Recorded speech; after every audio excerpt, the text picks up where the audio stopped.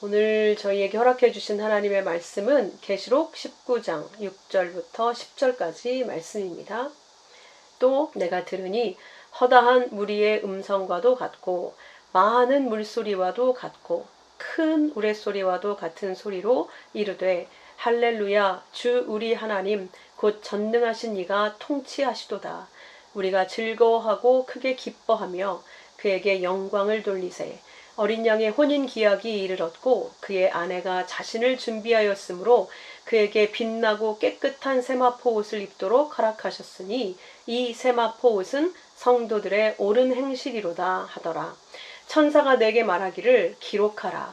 어린 양의 혼인잔치에 청함을 받은 자들은 복이 있도다 하고 또 내게 말하되 이것은 하나님의 참되신 말씀이라 하기로 내가 그 발 앞에 엎드려 경배하려 하니 그가 나에게 말하기를 나는 너와 및 예수의 증언을 받은 네 형제들과 같이 된 종이니 삼가 그리하지 말고 오직 하나님께 경배하라.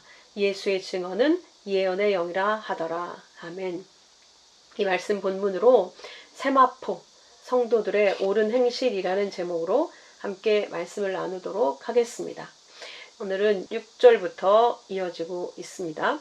할렐루야, 그 음성이 계속해서 선포되어지는 가운데 또 내가 들으니 허다한 무리의 음성, 그 음성을 많은 물소리 같다고 표현하고 있죠.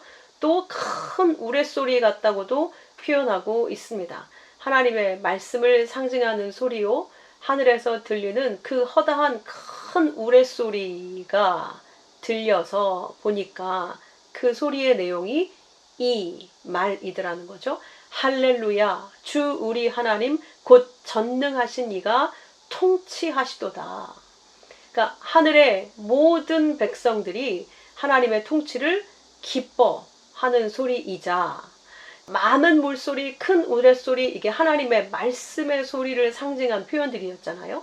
그러니까 하나님이 우리에게 주신 모든 언약의 말씀, 그 성경의 모든 내용이 하나님을 찬송하는 그런 말씀이고 하나님의 통치를 선포하는 내용이라고 하는 것을 알 수 있습니다.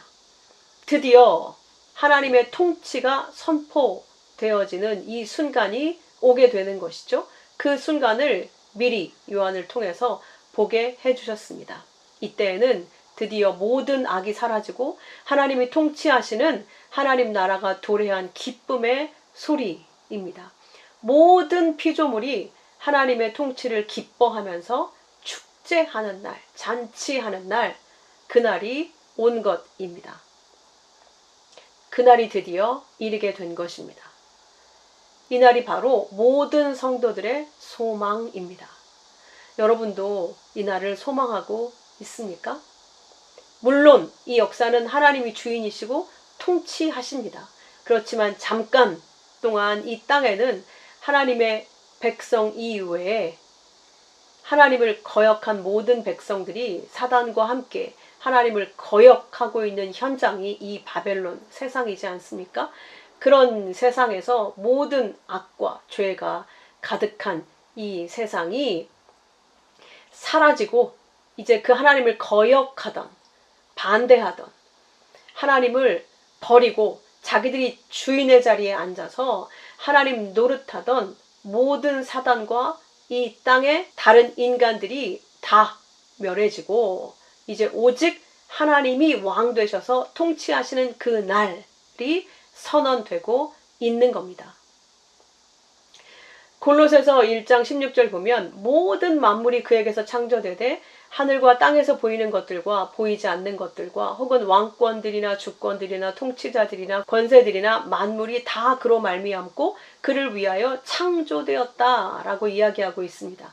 그러니까 그동안 이 세상에서 제도적으로 왕들이 서고 주권자들이 서고 통치자들, 권세들이 있었던 것은 하나님의 그 권세, 하나님의 왕되심, 그것을 모형으로, 그것을 보이고 증거하기 위해서 있었다는 것을 알 수가 있습니다.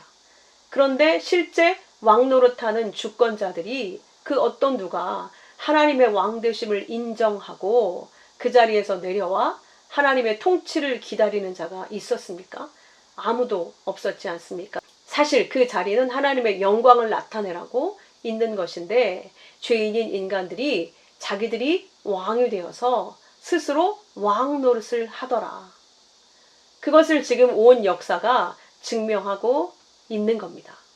세상의 모든 권세를 참 권세자이신 하나님의 권세를 나타내기 위해서 세우신 것인데 모두가 자기들의 권세로 착각해서 부정 축제를 일삼는 것이 이 땅의 역사입니다.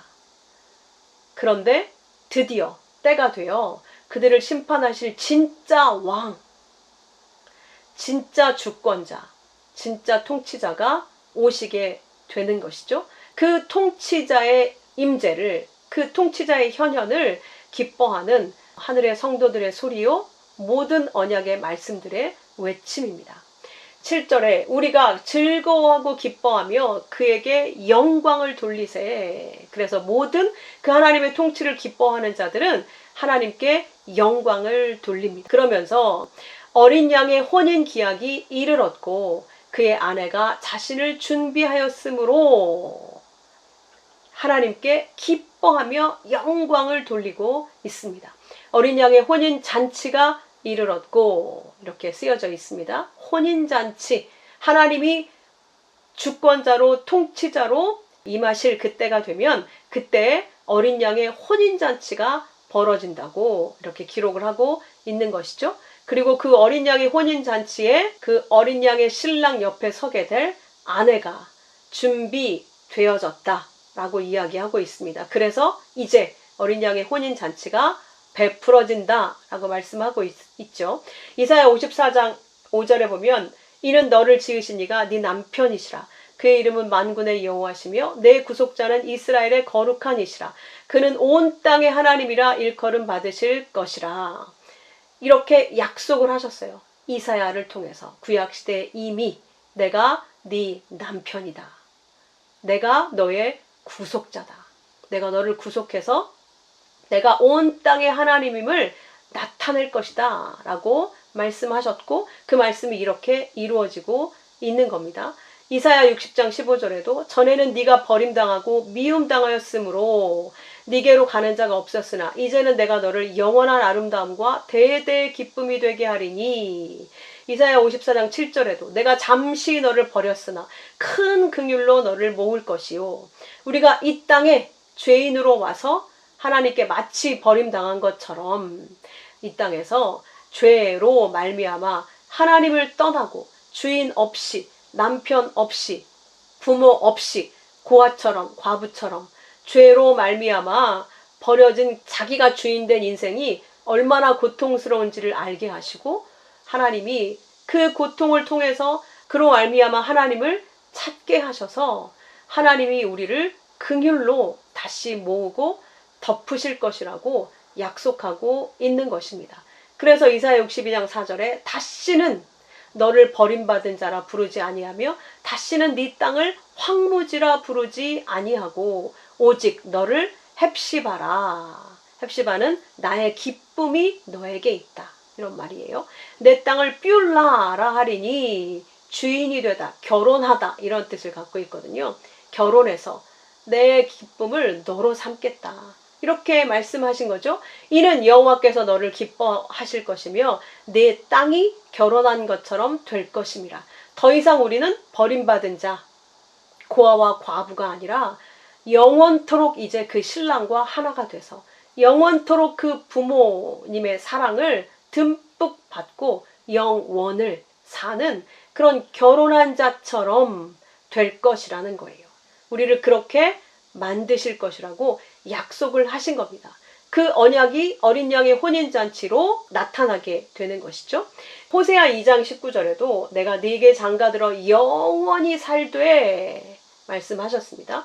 공의와 정의와 은총과 긍휼이 여김으로 네게 장가들며 공의와 정의 때문에 예수님께서 죽으시고 예수님의 죽으심으로 말미암아 우리에게 은총과 긍휼이 여김의 은혜가 와서 예수 그리스도와 하나가 되었죠. 우리가 그렇게 예수께서 우리에게 장가들며 진실함으로 진리로 네게 장가들리니 네가 여호와를 알리라. 이렇게 결혼하게 한 것, 그렇게 혼인하게 하여서 하나 되게 만든 것은 하나님이 여호와이심을 알게 하려고 이렇게 하셨다는 거예요. 그러니까 우리에게 이 은혜를 베푸신 것은 하나님을 알게 하시기 위해서, 하나님이 누구신지, 하나님이 우리를 지으신 창조주이시며 우리를 구원하신 구원자이시며 우리를 영원토록 사랑하여서 자신의 모든 좋은 것을, 생명을 주어서 우리를 사랑하시겠다고 하는 그 하나님의 뜻과 그 하나님의 마음을 알리시려고 우리에게 이렇게 장가드시겠다라고 말씀하시는 겁니다. 우리가 부부처럼 결혼을 하는 것 이외에 누군가를 완전히 온전히 잘 알 수 있는 길은 없죠. 우리가 인간끼리도 사실 온전히 알 수가 없지만 하나님께서 우리에게 마치 사람처럼 이렇게 의인화해서 내가 너에게 장가들 거야. 내가 너랑 결혼할 거야. 그래서 내가 가지고 있는 너에 대한 사랑을 다 보여줄 거야. 그래서 내가 너를 어떻게 사랑하는지, 얼마나 사랑하는지, 내가 너를 왜 창조했는지, 내가 왜 이렇게 공의와 정의로 은총과 긍휼로 너를 구원했는지 알게 할 거야. 그래서 네 사랑을 나에게 잊게 하겠다. 너도 나를 사랑하게 하겠다. 그런 말씀인 것이죠. 그래서 예수님께서 이 땅에 오셨을 때 첫 번째 표적이 바로 혼인잔치였습니다.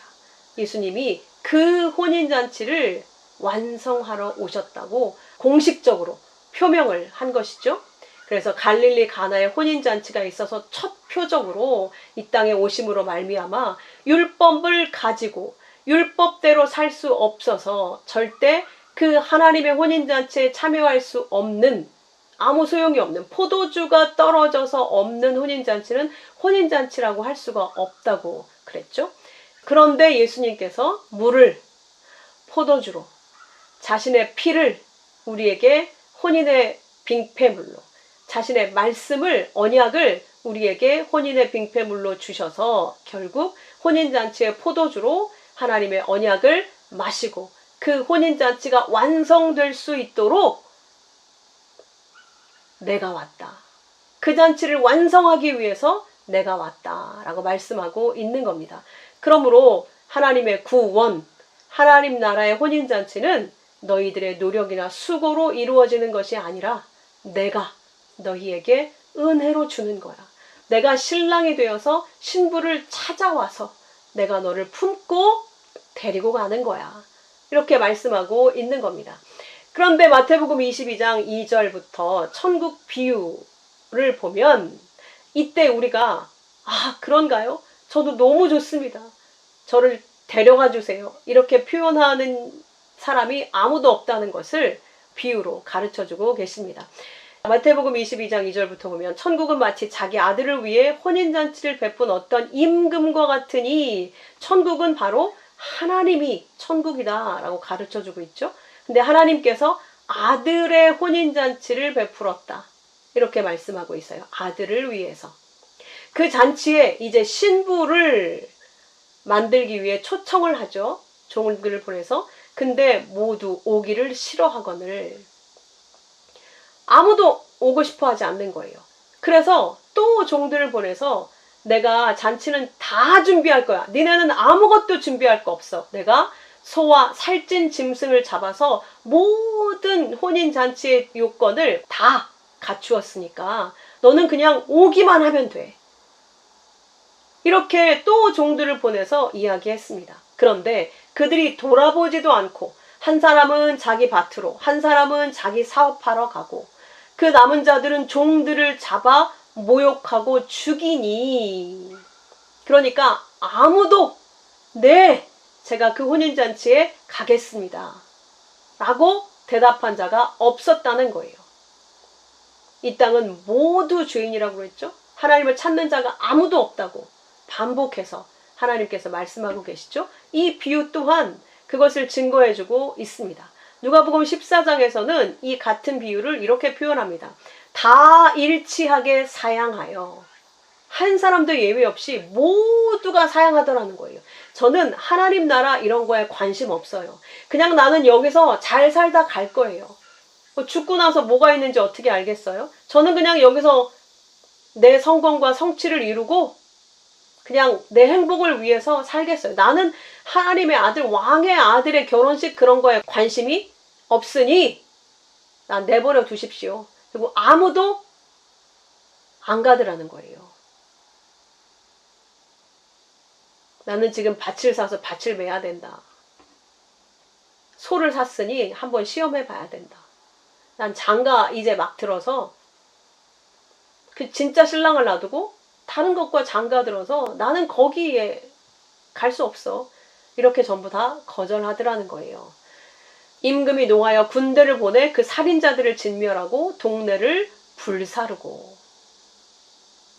그러니 이 땅이 불살라지고 심판에 임하는 것은 아무리 왕이 초청을 해도 그 죄의 자리, 진짜 주인이 아니고 진짜 신랑이 아닌 다른 것을 붙잡고 사는 이 땅의 피조물, 창조주를 거절하고 자기들이 주인이 돼서 자기들이 이 역사를 운행하고 주관하고 이끌어 가려고 하는 그들을 심판할 수밖에 없다는 것이 이 비유에서도 분명하게 그려져 있습니다.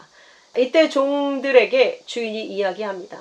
혼인잔치는 준비됐으나 청한 자들은 합당치 아니하니 아무도 안 온다고 했으니까 네 거리에 가서 사람을 만나는 대로 혼인잔치에 청하여 오라 한대.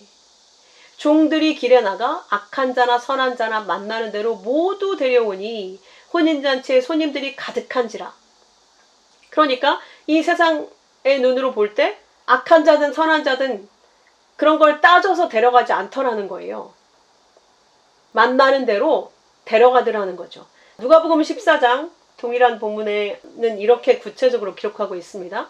그들을 시내 거리와 골목으로 나가서 가난한 자들과 몸 불편한 자들과 맹인들과 저는 자들, 이제 골목까지 들어가서 가난한 자들, 몸 불편한 자들, 맹인들, 저는 자들을 데려오라. 이렇게 명하신 거예요. 이들은 어쩔 수 없이 끌려갔습니다. 왜요? 자기들이 스스로 거절해서 안 갈 도리가 없거든요. 가난한 자들, 당장 먹을 것이 필요한 자들이에요. 나는 누군가 먹을 것을 주지 않으면 죽을 수밖에 없는. 몸이 불편해서 몸을 자기 마음대로 가눌 수가 없어요. 맹인들도 눈앞이 보이지 않는 상태라 누가 붙들고 가면 어쩔 수가 없어요. 다리 저는 자들도 마찬가지이죠. 누군가 자기들을 데리고 먹을 것이 있고 기쁨이 있는 그 잔치, 왕의 잔치는 이 사람들이 평생에 절대로 갈 수 없는, 왜냐하면 이 사회의 마이너들 아닙니까? 가난하고 불편하고 맹인들이고 저는 자들.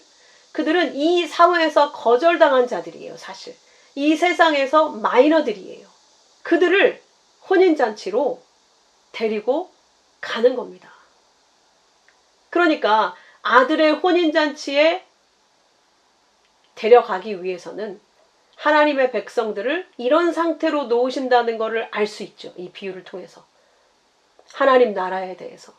이 땅에 뭐 대단한 것들이 없어요. 이 세상에서 메이저로 살지 못해요. 이 세상에서 메이저로 사는 자들은 이 세상 일로 너무 바빠요. 자기를 성취하고 자기를 만족시키고 자기를 유명하게 만들고 많은 사람들을 자기의 그늘 아래 두면서 돕기도 하고 다스리기도 하고 이러느라고 자기가 왕인 줄 알기 때문에 그들은 절대 왕의 잔치에 관심이 없습니다. 그렇기 때문에 하나님의 백성들은 하나님께서 이 땅에서 마이너들로 만드시는 거예요. 자기가 죄인인 줄 깨달아 알게 하고 하나님의 은혜가 없이는 나는 죽을 수밖에 없는 존재라는 걸 알게 하고 정말 누가 나를 구해줬으면 좋겠구나. 누가 나를 좀 살려줬으면 좋겠구나. 이런 마음에 가난한들이 있는 자들 그렇게 만드시더라는 거죠. 그래서 그들을 데리고 가는 거죠. 그렇게 말씀하시면서 그들을 데리고 왔는데 아직도 자리가 있다라고 하니까 이제 길과 산 울타리까지 이 땅에서의 높은 것이죠. 산 울타리 하면 길은 이제 그 예수만이 길이요 진리이니까 그 예수의 길에 선 자들, 그리고 이 땅에서 멀리 떨어져서 이 땅에서의 소외된 자들이죠. 하나로 섞이지 못한 자들이잖아요. 그들을 강권하여서 강제로 데려다가 내 집을 채우라. 그러면서 뭐라고 말하냐면 전에 청하였던 그 사람들은 하나도 내 잔치를 맛보지 못하리라. 이렇게 말씀하십니다. 그러니까 사실 우리도 저절로 내가 의지를 발동해서 하나님의 혼인잔치에 응해서 가는 게 아니라는 걸 알 수가 있어요. 왜 그럴까요? 우리가 그냥 보통 생각할 때는 야, 왕이 초대를 했는데 너무 영광 아니냐? 이 세상에 보이는 왕이 초대했다면 안 갈 사람이 누가 있겠습니까? 문제는 보이지 않는 왕이란 말이에요. 보이지 않는 하나님의 나라의 주권자란 말이죠. 그러니까 거기에 가고 싶어 하지 않아요. 더더군다나 거기에 간다는 것은 지금 내가 이 땅에 살고 있는 내 삶, 내가 추구하고 있는 내 비전, 내 꿈, 내 희망, 이런 것들을 다 뒤로 하고 가야 되는 거거든요. 밭 가는 거 포기하고, 성공하는 거 포기하고, 돈 버는 거 포기하고, 내 육을 영광스럽게 하는 모든 걸 포기하고, 거기에 내 시간과 모든 걸 다, 그러니까 내 모든 이 땅의 삶을 포기하고 가는 거잖아요. 그러니까 아무도 가고 싶어 하지 않는 거예요. 일단 내 실제의 삶, 내 육의 삶, 그게 더 중요한 거예요. 보이는 게 그거밖에 없으니까. 그래서 우리도 제정신으로는 가지 못하더라. 그러니 어떻게 하셨습니까? 성령을 우리에게 보내셔서 우리를 이끌고 가시는 거예요. 띄워서 내가 원치 않는, 내 육이 부정당하는, 내 꿈과 소망이 사라지고 오직 예수만이 내 소망이 되게 만드는 그 하나님 나라를 향해서 그 왕의 잔치에 참여하게 하기 위해서 이끌고 가더라는 거죠.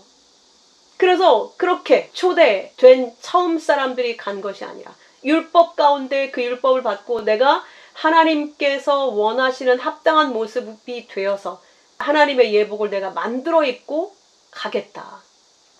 그런 합당한 자가 되어서 가겠다. 이런 처음에 초청받았던 자들은 아무도 잔치에 참석하지 못하더라. 이렇게 말씀하고 있습니다. 그런데 이어서 이런 말씀이 있어요. 마태복음에 계속 이어서 11절에 보면 이제 모든 사람들로 강권해서 채웠어요. 근데 그 왕이 손님들을 보러 들어왔는데 예복을 입지 않고 있는 한 사람이 눈에 띄었어요. 근데 그 왕이 이야기합니다. 친구요. 이때 친구요는 필로스가 아니에요. 사랑하는 친구 그런 뜻이 아니라 헤타이로스라는 단어입니다. 동포. 뭐 직장 동료나 동업자를 일컫는 그런 동포요. 어찌하여 예복을 입지 않고 여기 들어왔느냐? 이 예복은 주인이 준비해서 입혀주는 예복입니다. 주인이 입혀준 그 예복을 안 입고 자기가 아주 귀하게 이게 초대받은 자에 대한 도리다 라고 자기가 만들어 입고 온 아주 근사한 이 땅에서 아주 명품 같은 그 좋은 옷을 입고 들어온 거예요. 어떻게 들어왔는지 그건 설명하고 있지 않습니까? 그런 자들이 혹시 왔다 할지라도 이걸 설명하는 거죠. 그 예복을 입지 않고 들어오는 자는 왜 예복을 입지 않고 들어왔느냐? 이렇게 물었을 때 아무 말도 못해요.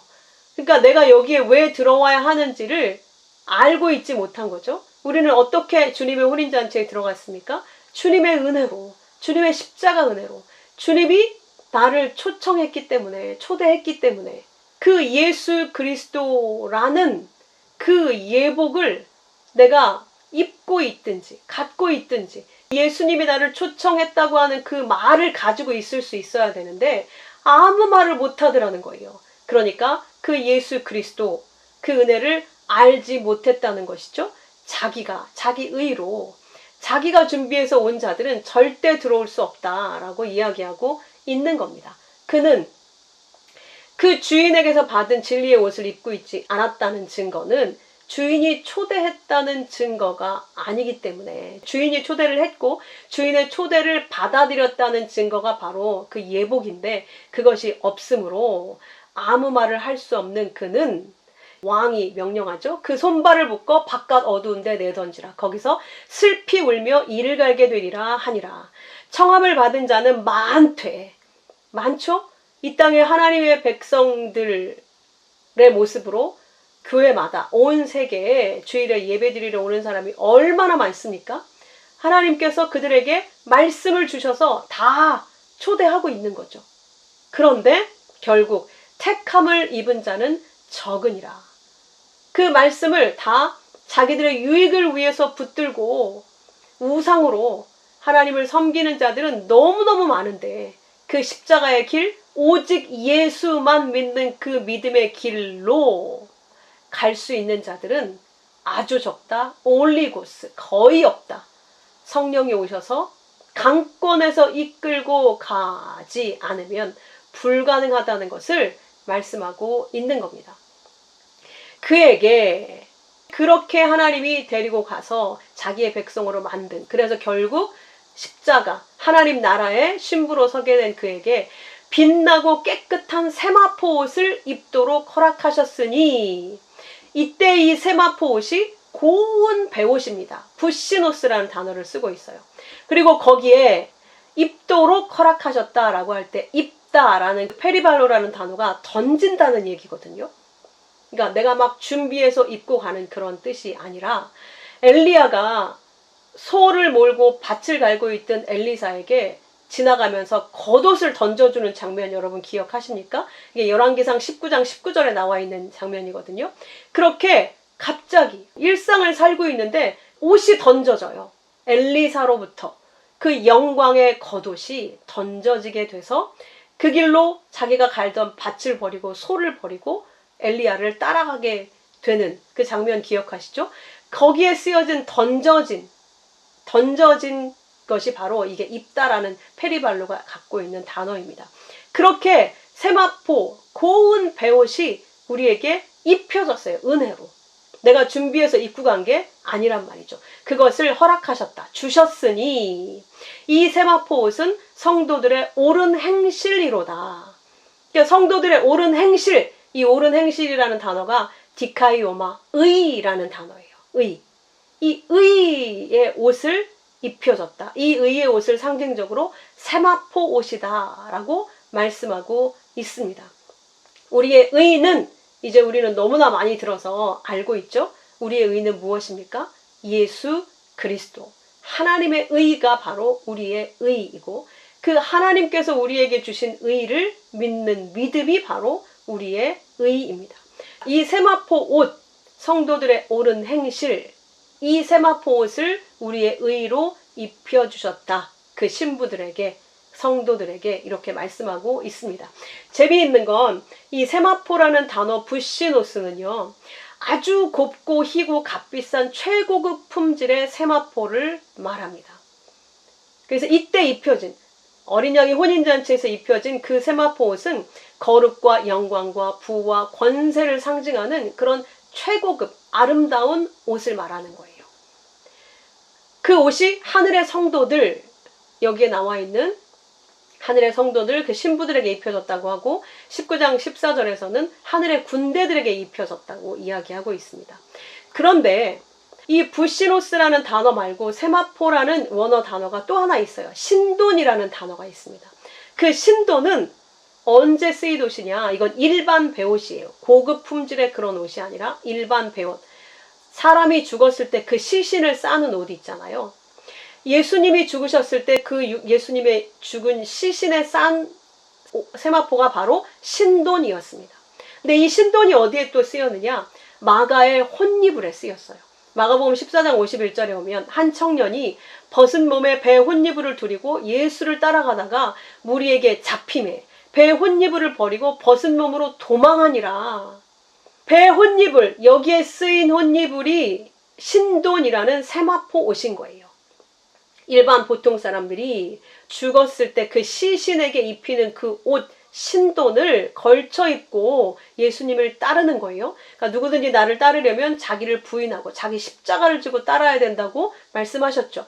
그래서 그 모형이 마가가 신돈을 두르고 따라가는 모형인 거예요. 그렇게 해서 끝까지 따라갈 수 있으면 좋겠지만 그렇게 하지 못했죠. 무리에게 잡힘에 예수의 제자인 게 들켜지면 자기는 죽어요. 그러니까 어떻게 했습니까? 그 신돈을 벗어버리고 벗은 몸으로 빨개 벗고 도망을 했다는 얘기예요. 신돈을 벗어버리고, 신돈을 벗은 게 벗은 몸이 되는 거죠. 죄의 몸으로 그냥 도망가 버린 거죠.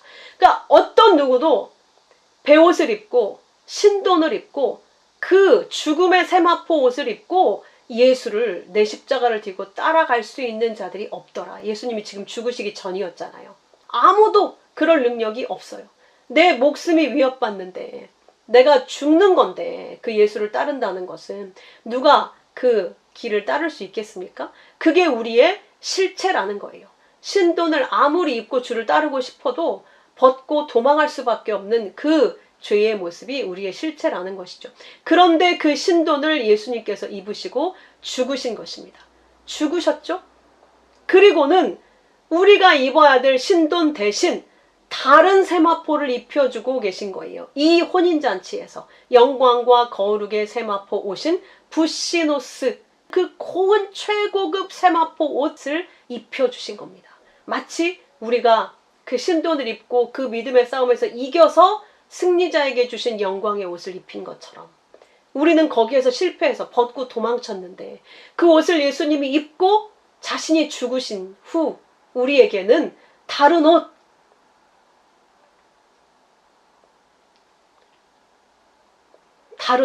부시노스, 영광의 옷. 우리에게 입혀주셔야 될 옷은 죽음의 옷인데 영광의 옷으로 입혀주시더라. 부시노스라는 고운 최고급 세마포 옷을 입혀주시더라. 이것이 바로 하나님의 은혜요, 하나님의 의라고 하는 것입니다. 의. 구약에도 똑같은 그림이 있습니다. 구약에도 세마포가 두 단어로 쓰여요. 바드와 쉐시. 그러니까 바드는 제사장이 입었던 옷이에요. 제사장은 속옷도 세마포로, 속바지도 띠도 관도 전부 세마포로 만들라고 하셨어요. 자기를 부정하는 옷이었죠. 절대 땀을 흘려서는 안 되기 때문에 세마포를 전부 머리끝부터 발끝까지 싸게 만들었죠. 그건 자기를 완전히 부정하는 죽음의 옷이었습니다. 그런데 우리가 입고 그렇게 죽어야 될 그 옷을 주님이 입고 죽으신 것이죠. 원래 주님이 입으셔야 되는 옷은 어떤 옷인가? 쉐시. 요셉이 총리가 되었을 때 입혀진 옷이 세마포 옷 쉐시입니다. 이 쉐시, 총리가 되었을 때 입혀진 그 고운 세마포 옷은 영광과 명예와 부와 권력의 상징인 거예요. 내 육이 죽고 완전히 하나님 입혀주신 새 몸을 입고 왕들로 서게 된 아름다운 영광의 상징이 바로 그 쉐시라는 세마포입니다. 그래서 이 쉐시는 성막의 휘장에도 쓰여있는 천이에요. 세마포, 성막의 휘장. 그러므로 성도가 이 땅에서 입어야 될 옷은 마땅히 신돈입니다. 성령이 오시기 전에 마가는 신돈을 벗어버렸지만 이제 우리는 성령이 오셨기 때문에 우리는 이미 모두가 자기 부정의 세마포 옷, 신돈을 입고 있는 상태입니다. 그래서 우리는 날마다 내가 죽는 그런 삶을 살게 돼요. 나는 믿을 수 없다는 걸 알게 되고 내 꿈과 내 희망과 모든 이 육적인 것이 다 죽는, 그리고 그리스도만 붙드는. 그래서 하나님 나라에서는 그 왕이 입어야 될, 주님께서 입으셔야 될 쉐시, 부시노스, 그 거룩한 영광의 옷을 입게 되는 것이죠. 그러니까 이 땅에서 입은 신도는 하나님 나라에서 그 거룩의 옷이 된다는 것을 상징적으로 설명해주고 있는 겁니다. 그게 우리의 믿음으로 말미암아 입혀진 옷인 것이죠. 그 혼인잔치 때 입은 부시노스라는 세마포는 신랑과 신분이 하나가 된 상징이죠. 거저의가 입혀진 옷. 하늘 군대가 입은 것처럼 이제는 하나님께 완전히 순종할 수 있게 된 그런 자기 부인의 옷이기도 합니다. 근데 그게 우리의 진짜 영광인 것이죠. 그걸 에스겔을 통해서 내 옷으로 너를 덮어서 벌거벗은 너를 가리고 네게 맹세하여 언약하여 너를 내게 속하게 만들겠다. 너는 내 것으로 만들 거야. 거룩하고 영광스럽고 아름다운 자로 내가 만들 거야. 신돈을 벗기고 내가 너에게 부시노스를 입혀줄 거야. 이렇게 언약을 하셨는데 진짜 이 언약이 여기에서 이루어지고 있는 겁니다. 우리는 그렇게 예수 그리스도를 믿는 하나님의 의로 예수 그리스도라는 하나님이 주신 의를 믿는 믿음으로 예수 그리스도의 혼인잔치에 참여하게 되었습니다. 그래서 하나님께서 죄 없으신 예수님을 죄인으로 만들어서 우리로 하여금 그 안에서 하나님의 의가 되려고 이렇게 역사를 통해 우리를 만드셨다는 거죠. 양육해 내신다는 것이죠. 그래서 빌립보서에서 3장 9절에서도 이렇게 고백합니다. 내가 가진 의는 율법에서 난 게 아니라 그리스도를 믿음으로 말미암은 것이니 믿음으로 하나님께로부터 난 의라. 곧 믿음으로 하나님께로부터 난 의가 우리의 의입니다. 믿음은 하나님의 말씀을 들으면서 오는 것이죠. 우리의 의는 하나님께서 우리에게 주신 의이신 예수를 믿는 믿음입니다. 그 믿음이 우리 육의 죽음이고 자기 부인이고, 이 자기 부인의 믿음으로 우리는 하나님께서 입혀주신 그 의의 옷을 입게 되는 것입니다. 그러므로 우리에게는 믿음이 전부입니다. 우리의 의는 믿음이 전부입니다. 이 믿음이 우리에게 온전하게 세워지기 위해서 그 말씀을 열심히 듣고 마음에 새기는 것이 이 땅에 그 언약을 받은 하나님의 백성들의 증표입니다. 그래서 9절에 기록하라. 어린 양이 혼인잔치에 청함받은 자들은 복이 있도다 라고 말씀하시면서 이들은, 이것이라고 써있지만 이들은 하나님의 참되신 말씀들이라 라고 선언하고 있는 겁니다. 어린 양의 혼인잔치에 초대받은 사람들은 복된 자들이죠. 하나님의 생명, 영생을 받은 자들이기 때문에. 근데 그들을 하나님의 참되신 말씀들이라고 불러요. 얘들이 바로 내 말이다. 하나님의 말씀이 은혜로 주어졌고 하나님의 말씀을 은혜로 간직해서 그 말씀만을 믿어서 그 말씀이 나의 것이 된, 내 생명이 된, 내 모든 것이 된 상태. 그래서 하나님이 이 초인잔치에 초대받은 복받은 자들을 하나님의 말씀들이다. 너희는 내 말을 가진, 내 말의 언약이 이루어진 자들이다. 내 생명과 같은 자들이다. 이렇게 말씀하고 있는 것이죠. 그래서 사람을 뜻하는 아담이라는 말 자체가 알레프, 하나님을 나타내는 단어와 담이라는 말이 피라는 뜻이거든요. 그러니까 하나님의 피를 가진 존재가 아담이에요. 하나님의 말씀을 우리의 생명으로 가진 자를 사람이라고 하는 겁니다. 그래서 사람은 우리가 보는 모든 사람이 사람이 아닌 거예요. 성경적으로 볼 때. 하나님의 피가 그 안에 들어있는 자, 하나님의 생명, 즉 말씀이 담긴 자를 아담이라고 하는 겁니다. 하나님의 사람, 하나님이 지으신 사람이라고 하는 거예요. 그래서 누가복음 14장에서 하나님 나라에서 떡을 먹는 자는 복되도다 라는 말 뒤에 이 어린 양의 혼인잔치에 대한 초청이 있는 겁니다. 하나님 나라의 떡을 먹는 복된 자가 바로 혼인잔치에 초대된 그 신부들이라는 것을 가르쳐주고 있는 것이죠.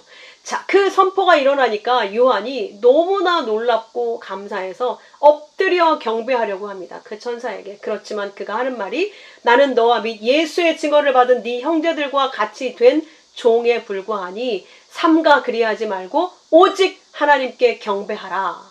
예수의 증언은 예언의 영이라 하더라. 그러니까 이 말씀은 하나님이 주신 모든 말씀들을 담은 말씀들, 그 말씀들을 가진 하나님의 백성들은 어디로 가게 되는가? 오직 하나님을 경배하는 자로 가는 것입니다. 오직 하나님께만 경배하게 되는 것입니다. 그 예수의 증언을 받은 자, 예수의 증언은 예언의 영이라고 되어져 있죠.